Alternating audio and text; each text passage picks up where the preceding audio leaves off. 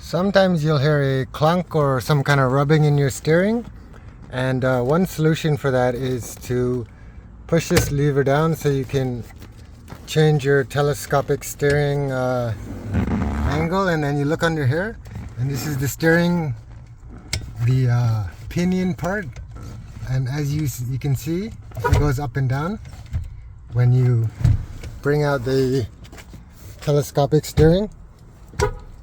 So what you want to do in that case is just hit it with some lube, and I'll use this fluid film. So I'll pull it out and hit it with some of that lube, and then push it in, pull it out,